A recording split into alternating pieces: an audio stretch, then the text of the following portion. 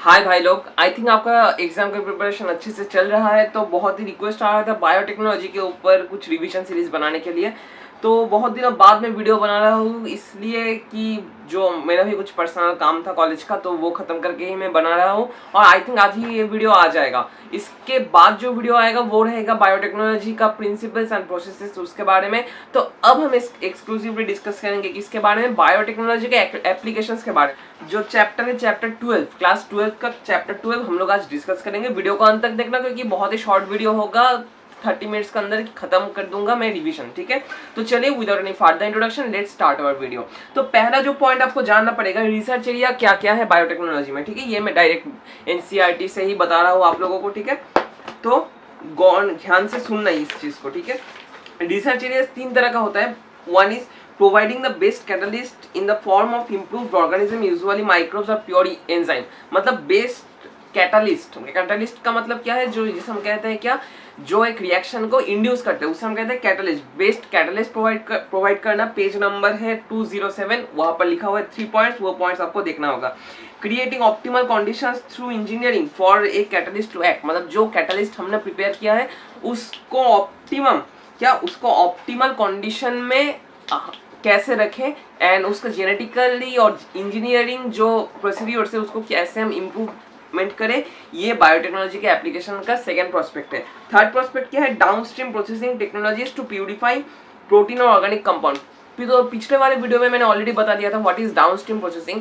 Downstream मतलब आप लोगों ने जेनेटिकली मॉडिफाइड कोई एक चीज बना लिया है और कोई एक प्रोडक्ट बना लिया है, तो जो प्रोडक्ट होगा, जो प्रोटीन होगा और ऑर्गेनिक सब्सटेंस होगा, अगर उसको हम सेपरेट कर पाए चीज से, मतलब मेन जो रॉ मटेरियल है उससे सेपरेट कर पाए, तभी हम उसे कहेंगे डाउनस्ट्रीम। मतलब प्यूरिफिकेशन एंड सेपरेशन, ये दो प्रोसेस को हम कहते हैं डाउनस्ट्रीम प्रोसेस, ठीक है। तो ये आपने जान लिया, ये 3 पॉइंट इंपॉर्टेंट थे।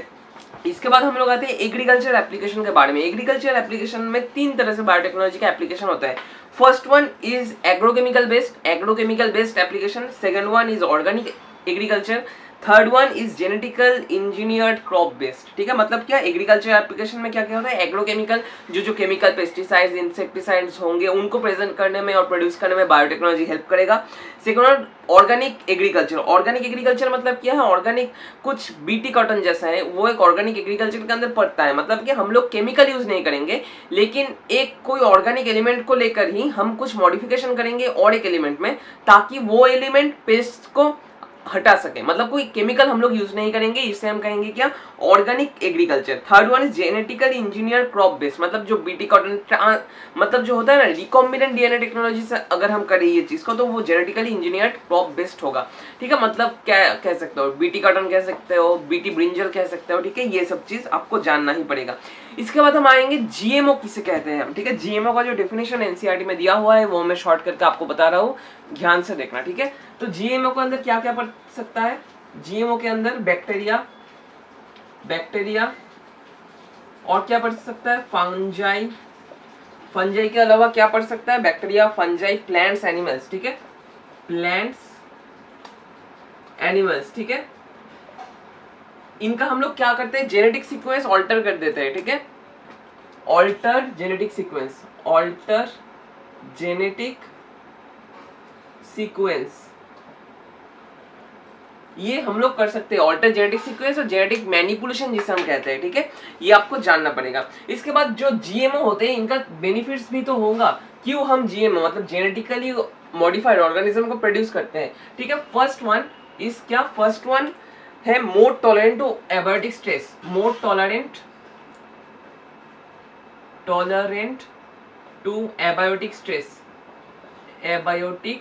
स्ट्रेस मतलब जो होता है ना ड्रफ, मतलब जो खरा पड़ता है, और जो सॉल्ट, हीट एक्सेट्रा कंडीशन को हम लोग ओवरकम कर सकते हैं, ठीक है। मतलब एक प्लांट को अगर हम जेनेटिकली मॉडिफाइड ऑर्गेनिज्म में कन्वर्ट कर दे तो वो क्या कर सकता है, मतलब लो टेम्परेचर से को टॉलरेट कर सकता है, ड्रफ को टॉलरेट कर सकता है, सॉल्ट को टॉलरेट कर सकता है, एंड हीट को टॉलरेट कर सकता है। इनसाइड में 4 पॉइंट्स दिया हुआ है, आप लोग को ध्यान में रखना है, ठीक है।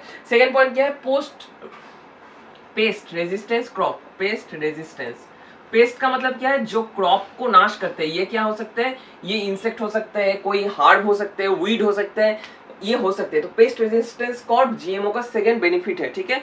थर्ड बेनिफिट क्या है? थर्ड बेनिफिट है रिड्यूस पोस्ट हार्वेस्ट लॉसेस, ठीक है, post harvest losses, post harvest loss reduce. मतलब क्या पोस्ट हार्वेस्ट लॉस? मतलब कि हम लोग करें शुगर केन का, हम लोग प्रोडक्शन कर रहे हैं, तो शुगर केन को अगर हम जेनेटिकली मॉडिफाइड ऑर्गेनिज्म में कर दे, तुम लोग सोचो एक शुगर केन क्या होता है, इतना लंबा होता है, और वहां पर सोचो तुम शुगर इस पोर्शन में रहता है, ठीक है, शुगर इस पोर्शन में रहता है और नीचे वाले पोर्शन में कुछ नहीं रहता, ब्लैंक रहता है। तो अगर हम इसको जेनेटिकली मॉडिफाइड ऑर्गेनिज्म में कन्वर्ट कर दे तो क्या होगा? तुम लोग सोचो कि जेनेटिकली मॉडिफाइड ऑर्गेनिज्म में कन्वर्ट करने से पूरा शुगर केन का अंदर, पूरा इसके अंदर हर एक जगह पे शुगर कंपोनेंट ज्यादा है, तो पोस्ट हार्वेस्ट लॉस तो कम हुआ। मतलब ये जो था पोस्ट हार्वेस्ट, मतलब हार्वेस्टिंग के बाद हमें तो ये शुगर ही काम में आएगा, ठीक है, और ये चीज तो हमें फेंक देना पड़ेगा। तो देखो जीएमओ के कारण अगर हम पूरा शुगर केन में ही मैक्सिमम शुगर का कंटेंट बढ़ा सके तो पोस्ट हार्वेस्ट लॉस कम होगा, मतलब यहाँ पर तो कोई लॉस नहीं होगा, ठीक है। ये चीज समझ रहे हो ना आप लोग? आई थिंक समझ पा रहे हो आप लोग। इसके बाद जो पॉइंट है कि मिनरल यूजेज एफिशिएंसी, ठीक है, मिनरल यूजेज मतलब जो जेनेटिकली मॉडिफाइड ऑर्गेनिजम्स होंगे वो मिनरल को ज्यादा एब्जॉर्ब कर सकेंगे मिट्टी से, ठीक है। इसके अलावा भी क्या है, nutrition value increase, nutrition value increase. मतलब कि इसका एग्जांपल क्या है? गोल्डन राइस, ये बहुत इंपॉर्टेंट क्वेश्चन है। गोल्डन राइस में क्या होता है? विटामिन ए हमने जेनेटिकली मॉडिफाइड ऑर्गेनिज्म हिसाब से प्रेजेंट किया है गोल्डन राइस, इसमें रहता है विटामिन ए। जनरली देखा जाता है जिनका नाइट ब्लाइंडनेस होता है, मतलब इंडिया में ऐसे बहुत सारे लोग हैं जिनके अंदर विटामिन ए का डेफिशिएंसी देखा जाता है, इसलिए क्या होता है, नाइट ब्लाइंडनेस होता है जनरली। तो अगर हम राइस को जो लोग हर एक दिन खाते हैं उसके अंदर विटामिन ए इंट्रोड्यूस कर सके तो क्या होगा, जो लोगों का आई ब्लाइंडनेस मतलब नाइट ब्लाइंडनेस का प्रॉब्लम ये मिट जाएगा, ठीक। इसलिए हमने राइस को जीएमओ में कन्वर्ट किया है, इसको हम कहते हैं गोल्डन राइस, जहां पर विटामिन ए रहता है, ठीक है। ये चीज इंपॉर्टेंट था, आई थिंक आपने समझ लिया है ये चीज, ठीक है। ये तो हो गया।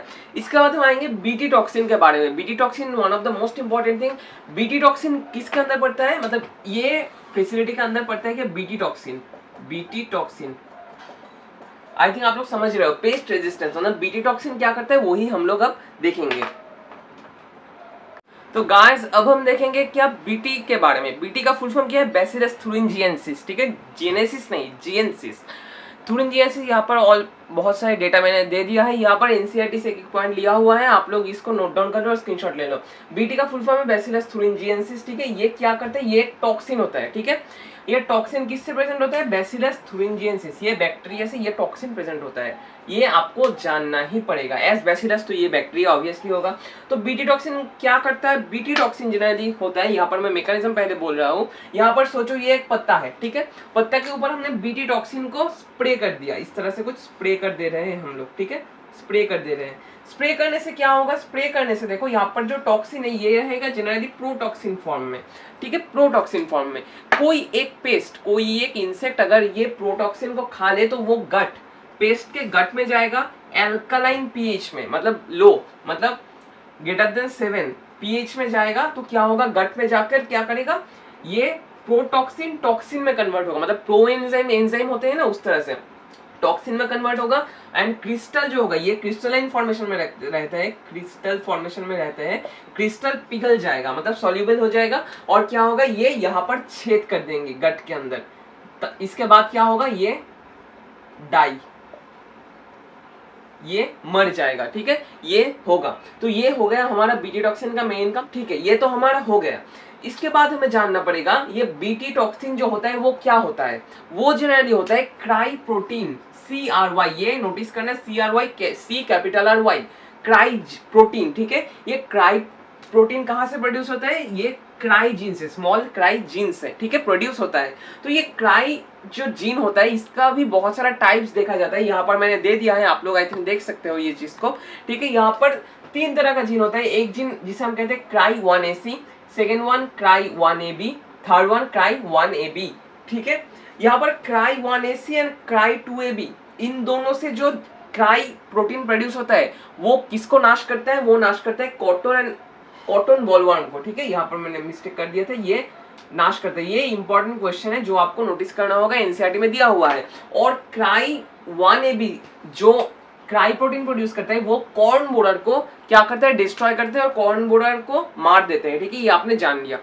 इसके बाद हम लोग जानेंगे जनरली बीटी टॉक्सिन, मतलब ये क्राई प्रोटीन्स, जितना भी क्राई प्रोटीन्स है कितना टाइप का इंसेक्ट्स को मारते हैं, मतलब यहाँ पर फैमिली दिया हुआ है।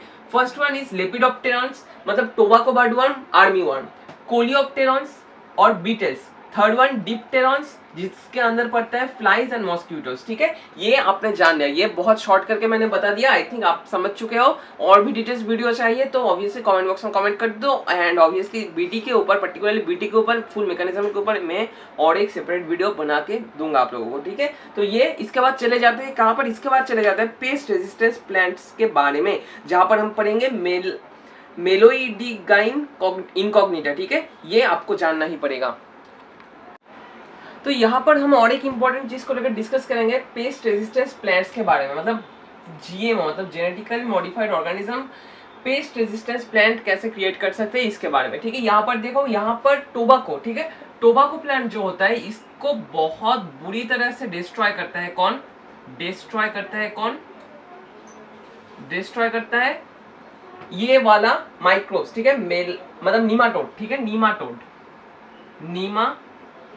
ठीक है, नाम क्या है, मेलोइडिगाइन इनकॉग्निटा। ये इसको क्या करता है, डिस्ट्रॉय करता है टोबैको प्लांट को, एंड बहुत इसका नुकसान करता है। तो हमने क्या किया, आरएनए टेक्नोलॉजी को यूज किया। आरएनए टेक्नोलॉजी कहाँ पर यूज होता है, यूकैरियोटिक सेल में, ये प्रोकैरियोटिक में नहीं होता, यूकैरियोटिक में होता है। ठीक है, और यहाँ पर आरएनए टेक्नोलॉजी के शॉर्ट करके मैं यहाँ पर बता रहा हूँ, हम लोग क्या करते हैं, ये जो होता है ना, यहाँ पर न्यूक्लियस, सेल के न्यूक्लियस में क्या रहता है, डीएनए। ठीक है, डीएनए से क्या प्रोड्यूस होता है, आरएनए। कुछ इस तरह से आरएनए प्रोड्यूस हो गया, मतलब एमआरएनए प्रोड्यूस हो गया। ठीक है, आरएनए आई का मतलब क्या है, आरएनए आई, आरएनए इंटरफेरेंस। हम लोग क्या करते हैं, अगर तुम सोचो इंजेक्ट करके देखो, ये तो एमआरएनए का एक सीक्वेंस होगा, इसका एक कॉम्प्लीमेंट्री सीक्वेंस भी रहेगा, है ना। ये डीएनए से ये एमआरएनए प्रेजेंट हुआ, इसका एक कॉम्प्लीमेंट्री सीक्वेंस रहेगा, हाँ या ना, ऑब्वियसली हाँ। तो हमने क्या किया, ये इंटरफेयरिंग सीक्वेंस हमने इसके साथ दे दिया, मतलब ये आरएनए आई, मतलब ये सेंस आरएनए, ये एंटी सेंस आरएनए हमने दे दिया, एंटी सेंस आरएनए। ठीक है, हमने प्रोड्यूस कर दिया सेल के अंदर एंटी सेंस आरएनए। ये एंटी सेंस आरएनए अब क्या करेगा, ये आरएनए के साथ डबल स्टैंडर्ड आरएनए फॉर्म करेगा, मतलब डीएस आरएनए। और डीएस आरएनए सेल में नहीं रह सकते, क्या करते हैं इसके बाद, ये प्रोटीएज एंजाइम के थ्रू, सॉरी प्रोटीएज नहीं, आरएनएज एंजाइम के थ्रू ये टूट जाता है। ठीक है, टूट जाता है, इसे ही हम कहते हैं कि आरएनए टेक्नोलॉजी, मतलब हमने एंटीसेंस आरएनए को इंट्रोड्यूस किया एक सेल के अंदर। इसके लिए क्या हुआ, एमआरएनए इसके साथ कॉम्प्लीमेंट्री बेस फॉर्म किया, डीएसआरएनए फॉर्म हुआ, इसके बाद क्या हुआ, ये मर गया। तो अगर ये मर जाए, मतलब ये एमआरएनए मर जाए, और एक इंपॉर्टेंट बात है, ये जो टोटल जो मैकेनिज्म मैंने बताया, ये मैकेनिज्म किसके अंदर चल रहा है, ये चल रहा है ये मतलब एम इनकॉग्निटा के अंदर। ठीक है, इनकॉग्निटा के अंदर, मतलब इनकॉग्निटा जो प्रोटीन प्रोड्यूस करेगा, एमआरएनए से तो प्रोड्यूस करेगा, ये एमआरएनए को ही हम लोग डिस्ट्रॉय कर दिया। ठीक है, तो इनकॉग्निटा मतलब मेलोइडिगाइन इनकॉग्निटा अब क्या कोई प्रोटीन प्रोड्यूस कर पाएगा, ऑब्वियसली नहीं, तो ये मारा जाएगा। ठीक है, तो इसीलिए यहाँ पर दिया हुआ है डीएस आरएनए फॉर्मेशन होता है यहाँ पर, एंड इस तरह से ये मेन प्रोसेस होता है।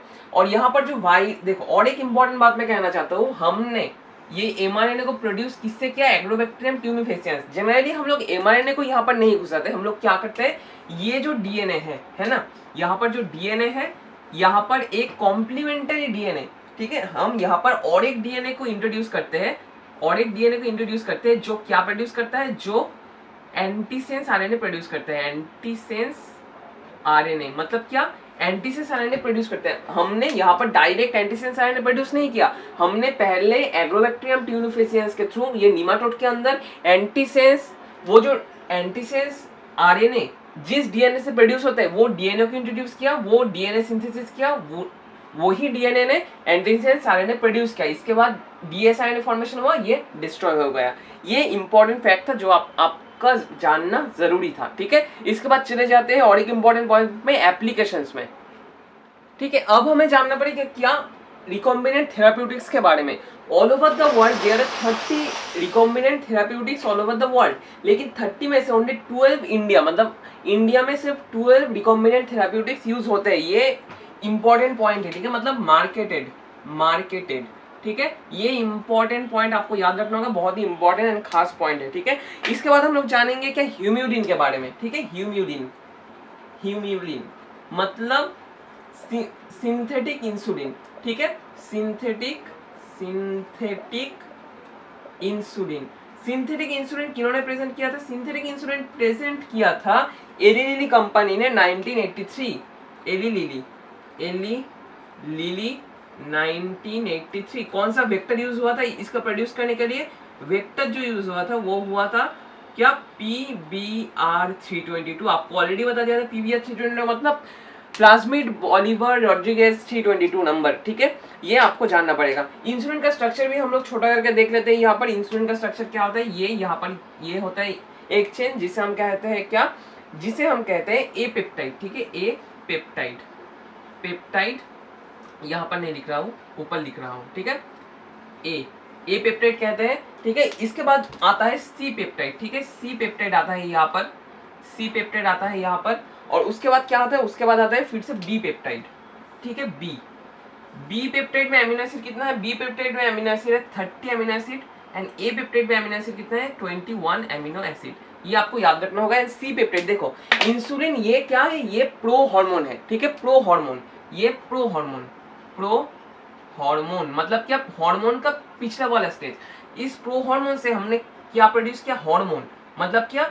जो सी पेप्टाइड होता है यहाँ पर वो कट जाता है, ठीक है, यहाँ पर इस तरह से कट जाता है और यहाँ पर क्या फॉर्म होता है? डाइसल्फाइड बॉन्ड फॉर्म होता है ए एंड बी पेप्टाइड के अंदर। तो इस तरह से देखो, ये इंपॉर्टेंट क्वेश्चन है। ए पेप्टाइड के अंदर 21 amino acid and B peptide के अंदर 30 अमीनो एसिड, ठीक है। तो ये इंसुलिन का बेसिक स्ट्रक्चर है। मतलब ये सी पेप्टाइड लास्ट में हट जाता है यहाँ से, तो इस तरह का कुछ स्ट्रक्चर चला आता है हमारे पास। प्रो हार्मोन से हार्मोन प्रोड्यूस होता है, ये प्रोसीड्यूर है। और यहाँ पर जो वेक्टर यूज हुआ था PBR322, इतना ही जान लो, इससे ज्यादा आपको नहीं लगेगा इस टाइम पे। एंड ऑब्वियसली मतलब ह्यूमिलिन प्रेजेंट होने से पहले हम लोग क्या सुअर का मतलब पिग का, केटल का और काउ का इंसुलिन उनसे लेकर हम लोग ह्यूमन बॉडी में यूज करते थे, ठीक है, जो एलर्जिक इफेक्ट क्रिएट करते थे। इसके बाद आते हैं हम जीन थेरेपी के बारे में। जीन थेरेपी का छोटा सा हिस्ट्री इसके बारे में, ठीक है, ये मैं रब कर रहा हूँ, आप लोग नोट करना चाहो तो नोट कर सकते हो। जीन थेरेपी जनरली किस साल में फर्स्ट हुआ था? ठीक है, जीन थेरेपी, ठीक है, जीन थेरेपी किस साल में हुआ था फर्स्ट? जीन थेरेपी जिस साल में हुआ था वो साल था 1990, ठीक है, 1990 में फर्स्ट जीन थेरेपी हुआ था। 4 ईयर ओल्ड गर्ल के ऊपर हुआ था, 4 ईयर ओल्ड गर्ल के ऊपर हुआ था। किसके लिए? ADA deficiency. एडीए का फुल फॉर्म क्या है? एडिनोसिन डीएमिनेज, ठीक है, एडिनोसिन डीएमिनेज। तो ये क्या करता है? ये जो करता है एडिनोसिन डीएमिनेज, ये लिम्फोसाइट को स्पेशल तरह के सेल में प्रोलिफरेट होने में हेल्प करता है, मतलब इम्यून सिस्टम में हेल्प करता है, इम्यून सिस्टम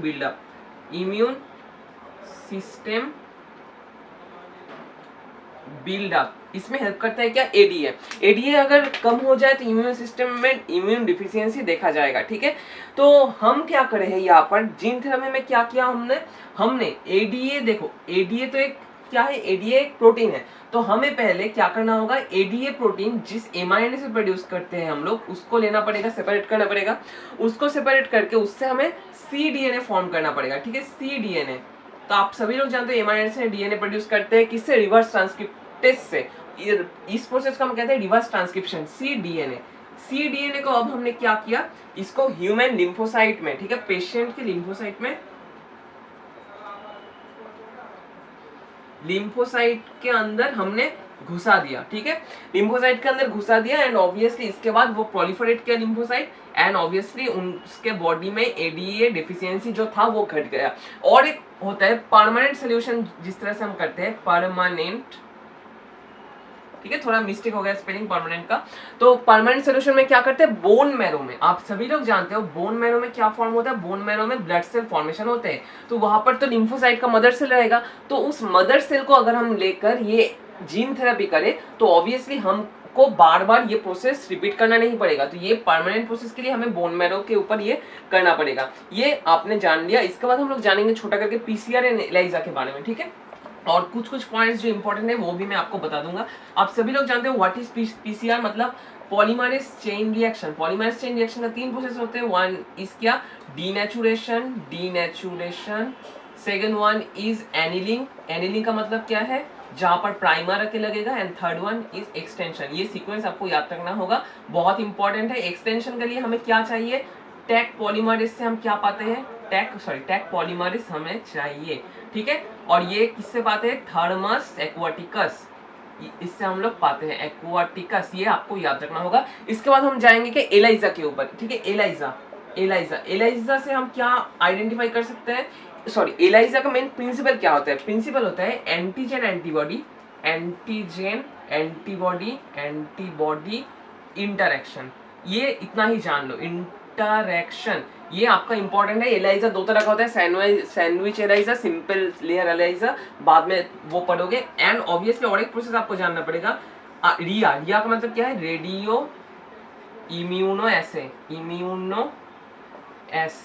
ठीक है। और यहाँ पर एलाइजा का फुल फॉर्म क्या है वो सुन लो, सिर्फ इम्यून एंजाइम लिंक्ड इम्यूनोसॉर्बेंट ऐसे, ठीक है। ये दोनों चीज आपको याद रखना होगा, ये बहुत इंपॉर्टेंट है। और तो अब हम जानेंगे ट्रांसजेनिक एनिमल्स के बारे में। यहाँ पर जो इंपॉर्टेंट पॉइंट्स है वो मैं मार्क आउट करके दे रहा हूँ आप लोगों को। आप लोगों का एक ही काम होगा, एनसीईआरटी को खोल लो, उस पॉइंट्स को मार्क कर लो, ठीक है। तो यहाँ पर फर्स्ट जो पॉइंट है, the transgenic rats, rabbits, pigs, sheeps, cows, fish have been produced although over 95% of existing transgenic animals and mice. तो यहाँ पर इंपॉर्टेंट पॉइंट हुआ 95% जो होता है ट्रांसजेनिक एनिमल्स में, वो किसके ऊपर एक्सपेरिमेंट होता है, वो होता है माइस के ऊपर, एंड माइस को ही ट्रांसजेनिक करा जाता है। ये एक बहुत इंपॉर्टेंट एमसीक्यू है, ये आपको याद रखना होगा। इसके बाद आते हैं कि let us try and explore some other common reasons जो ट्रांसजेनिक एनिमल्स प्रोडक्शन का, और कॉमन रीजंस क्या है, मतलब हम ट्रांसजेनिक एनिमल्स प्रोड्यूस क्यों करते हैं। One of the reasons are normal physiology and development. ये जानने के लिए transgenic animals can be specially design to allow the study of how genes are regulated. Obviously transgenic animals अगर हम तैयार करें तो हम क्या देख सकते हैं, उस एनिमल का डेवलपमेंट देख सकते हैं, और बहुत सारे ऐसा कुछ पॉइंट्स हम लोग देख सकते हैं, ठीक है। तो इसलिए हम ट्रांसजेनिक एनिमल्स को प्रोड्यूस करते हैं। इसके अलावा by introducing genes from other species that can alter the formation of this factor and studying the biological effect and result information is obtained about the biological role of factor of a body. मतलब इसका मतलब क्या है, इसका मतलब introducing genes from other species, मतलब other कोई एक स्पीसीज है, आप लोग समझ लो ये ए स्पीसीज है, ये बी स्पीसीज है। इस ए स्पीसीज का कोई एक जीन हमने बी स्पीसीज में इंट्रोड्यूस कर दिया, तो अब क्या होगा, अब होगा from other species that alter the formation of this factor. मतलब बी स्पीसीज में तुम लोग सोचो एक फैक्टर क्रिएट हो रहा था एफ, तो अब ए स्पीसीज से अगर हम कोई एक जीन बी स्पीसीज में इंट्रोड्यूस कर दे तो ए फैक्टर तो प्रोड्यूस नहीं होगा। तुम लोग सोचो ये फैक्टर जो प्रोड्यूस हो रहा है वो होगा F1, ठीक है। Studying the biological effects that result information is obtained about the biological role of the factor in the body. तो अगर आप लोग अब सोचो एफ फैक्टर जो प्रोड्यूस हो रहा था वो फॉर्म हो गया F1 फैक्टर में, तो हम लोग अब जान पाएंगे F1 फैक्टर का फंक्शन क्या होगा एंड एफ फैक्टर का फंक्शन क्या होगा, ठीक है। ये चीज़ हम लोग जान पाएंगे, तो इसलिए हम लोग ट्रांसजेनिक एनिमल्स प्रोड्यूस करते हैं। इसके अलावा भी जो है स्टडी ऑफ डिजीज के लिए भी हम ट्रांसजेनिक एनिमल्स प्रोड्यूस करते हैं, ठीक है। यहाँ पर और एक इंपॉर्टेंट पॉइंट्स है जो है, today transgenic models exist for many human diseases such as cancer, cystic fibrosis, rheumatoid arthritis, Alzheimer. ये पॉइंट क्वेश्चन आने का चांस बहुत ज़्यादा है, ये पॉइंट को आपको देखना ही देखना है, ठीक है। और इसके बाद आते हैं हम बायोलॉजिकल प्रोडक्ट्स। यहाँ पर मोस्ट इंपॉर्टेंट जो लाइन और मोस्ट इंपॉर्टेंट जो पॉइंट है वो है, ये देखो यहाँ पर दिया हुआ है, ठीक है। यहाँ पर जो पॉइंट दिया हुआ है, transgenic animals produce useful biological products can be created by introduction of portion of DNA which codes for particular products such as human protein alpha 1 antitrypsin treat emphysema। ये बहुत इंपॉर्टेंट क्वेश्चन है, ठीक है। आप क्या जानते हो एम्फाइसेमा में क्या होता है, ठीक है। एम्फाइसेमा इसमें क्या होता है, इसमें जो होता है इलास्टिन फाइबर्स किसमें कन्वर्ट हो जाता है, वाइट फाइबर्स में कन्वर्ट हो जाता है, ठीक है। तो अगर व्हाइट फाइबर्स में इलास्टिन फाइबर्स कन्वर्ट हो जाए तो ऑब्वियसली लंग का जो कॉम्प्लायंस होता है और लंग का जो कैपेसिटी होता है वो भी लूज हो जाता है, लंग इलास्टिक नहीं रहता। तो यहाँ पर जो एंजाइम लगता है उसका नाम है इलास्टेज एंजाइम, ठीक है। तो यहाँ पर इसका मेन काम क्या है, अल्फा 1 एंटीट्रिप्सिन ये इलास्टेज एंजाइम को इनहिबिट करता है, ठीक है। अल्फा 1 एंटीट्रिप्सिन इलास्टेज एंजाइम को इनहिबिट करता है, तो इस वाले स्टेप में एक क्या होता है, एक इनहिबिशन होता है, ठीक है। तो आप लोग कह सकते हो इलास्टिन फाइबर्स ही रहते हैं, तो ठीक है। अल्फा 1 एंटीट्रिप्सिन एम्फाइसेमा के ट्रीटमेंट में काम में आता है, इंपॉर्टेंट क्वेश्चन है। इसके बाद similar attempts are being made for treatment of phenylketonuria, ये भी इंपॉर्टेंट है। सिस्टिक फाइब्रोसिस जो पॉइंट में मार्क कर रहा हूँ एनसीईआरटी को निकाल के खोल के वो भी तुम भी मार्क कर लो, ठीक है।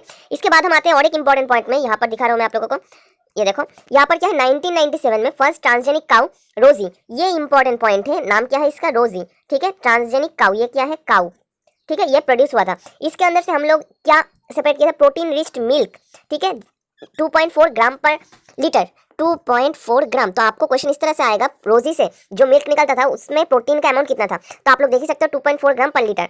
इसके अलावा जो प्रोटीन निकलता था उसका नाम क्या है, ह्यूमन अल्फा लैक्टोल्बुमिन। ये बहुत इंपॉर्टेंट पॉइंट है जो आपको याद रखना होगा, ठीक है।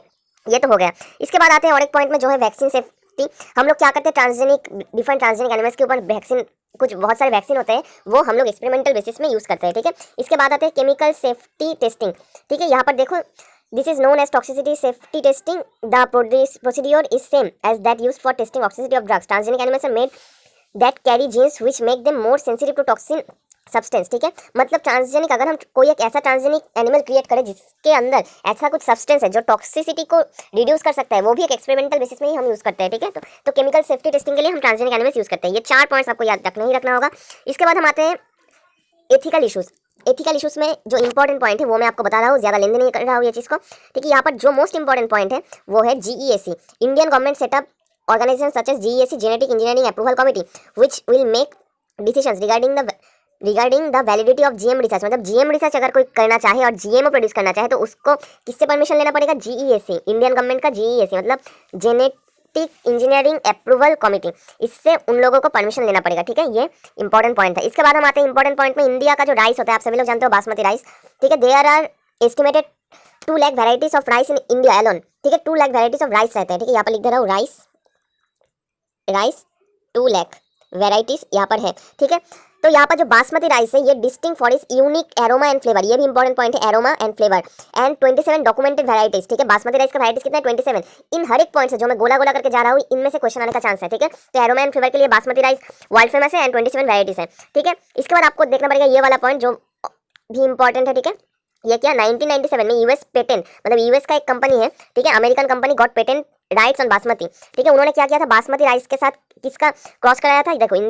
देखो Indian basmati rice was crossed with semi dwarf varieties, ठीक है, and claimed as an invention और नोवेल्टी। मतलब देखो उन्होंने पेटेंट ले लिया था बासमती राइस का, ठीक है। बासमती राइस का पेटेंट ले लिया था अमेरिका का यूएस का एक कंपनी 1997 में, जिसके लिए बहुत हंगामा हो गया था, कंट्रोवर्सी। इसके अलावा जो पॉइंट हमें याद रखना होगा, इससे several attempts has also made to patent uses products and processes based on Indian traditional herbal medicine, turmeric, neem, ठीक है। If we are not vigilant and we do not immediately counter this patent applications, other countries individuals may in cash on our rich legacy and we इतना ज़्यादा important है, ये turmeric नीम important है यहाँ पर आप लोगों का, ठीक है। इसके बाद हम आते हैं बायोपायरेसी के बारे में। What is biopiracy? ये जो मैंने बताया, कोई एक देश का कोई बायोलॉजिकल रिसर्च अगर हम बिना इजाजत के ले ले और उसका पेटेंट कर ले तो उसे हम कहेंगे चोरी, बायोपायरेसी, ठीक है। इसमें से कुछ छोटा छोटा पॉइंट है जो आपको याद रखना होगा, ज़्यादातर ही रखने का चीज़ देख लेना, ठीक है। यहाँ पर जो डेफिनेशन है वो मैं आपको दिखा रहा हूँ, थोड़ा सा रुक जाओ।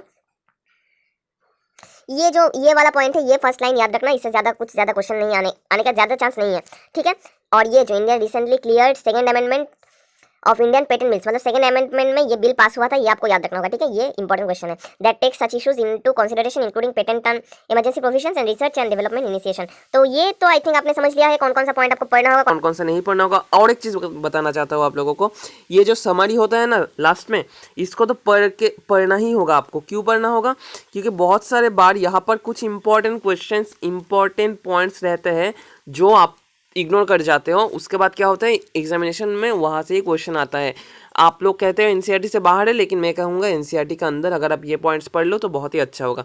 तो इसी के साथ हमारा ये वीडियो खत्म होता है। आई थिंक आपको ये वीडियो पसंद आया। तो अगर आपको एक वीडियो पसंद आया तो एक लाइक एंड एक शेयर तो बनता है। लाइक, ठीक है, लिखिए देता हूँ, लाइक शेयर बनता है, एंड फ्रेंड्स के साथ शेयर कीजिए ताकि उनको भी इसका प्रॉफिट हो सके, ठीक है। नीट होगा 13 सितंबर को, तो इसी के बाद और एक मैं अनाउंसमेंट करना चाहता हूँ, मैं एग्ज़ाम लेना स्टार्ट करूँगा 1 दिन 2 दिन के बाद से। तो अगर आप जुड़ना चाहो तो ऑब्वियसली व्हाट्सएप ग्रुप और टेलीग्राम ग्रुप में ज्वाइन कर लो, वहाँ पर मैं लिंक भेज दूंगा और आप लोग मुझे मैसेज भी कर सकते हो, ठीक है। तो आज सिर्फ इतना ही। At last one thing to say, stay home, stay safe and stay tuned with Biomed की विद बोनिक।